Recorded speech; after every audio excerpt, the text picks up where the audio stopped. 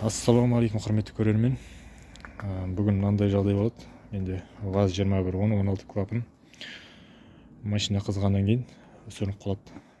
70 градусқа барады да машина сөніп қалады. Одан кейін қайтадан тонбайды.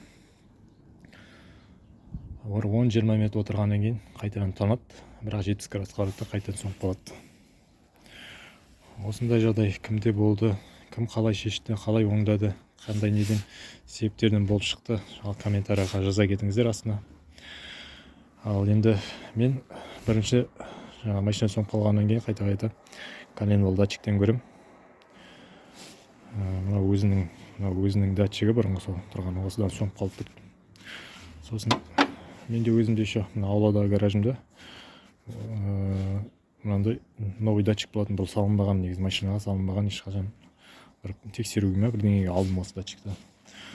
Сосын осыны салып көрейін деймін де, осыны салам.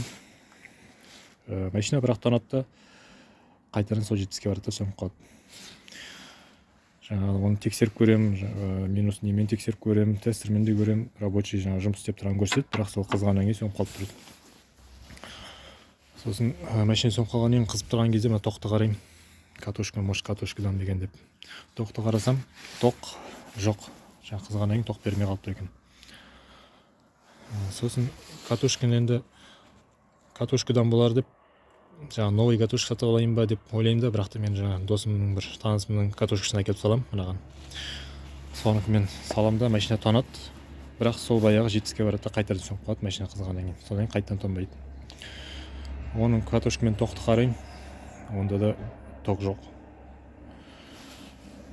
Сосын енді мына датчиктер деген енді жаңағы арзан датчик болғасын, может осыны енді коленвал датчик деген бұл основной рөл атқаратын зат қой, деген маңызды, осы моторда машинаның тонауына, жұмыс істеуіне маңызды рөл атқаратын зат. Сондықтан жаңа бүйтім автобөлшектерге барам да, жаңа істеп келген машинаның коленвал датчигін алып келем. Кәдімгі өзінің таза оригинал. 1000 теңге ма сондай тұрады автобөлшектен. Соны әкеліп салам. Машина тонып кетеді ғой.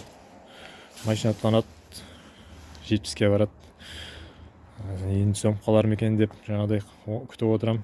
Сөнбейді, 90-ға барады, сөнбейді. Сонымен ол не керек? Машина деген сол коленвал датчикпен ауыстырғаннан кейін жүріп кетті.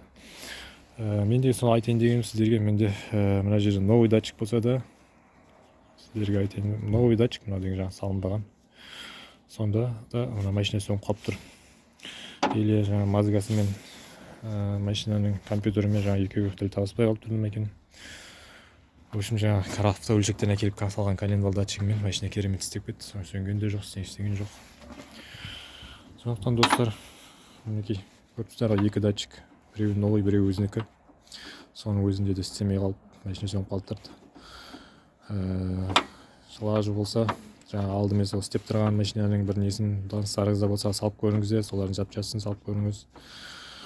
Содан болып қалуы мүмкін. Жаңа сіздерге айтып кеттім ғой, менде катушкадан жаңа тоқ жоқ болып қалды деп. Бірақ мен танысымның катушкасын әкеліп салдым. Сонда да машина тоқ жоқ, жаңа сөніп қалып тұрды. Содан кейін қайтадан барып коленвал датчик әкеліп салдым басқа. Содан машина жүріп кетті қайтадан. Енді бұл менің қызғаннан кейін жаңа сөніп қалып тұрған, ол жаңа тауып тұрған бір себеп ол тек қана. Так одан деген жаңа катушкадан, бензин насостан себебі көп болуы мүмкін. Сондықтан егер осы видео пайдалы болса, осындай жағдай болса, кімдер қалай шешті болса, коммент жазып, лайк басып, ауладағы гараж парақшасын тіркеліп кетіңіздер. Сау болыңыздар.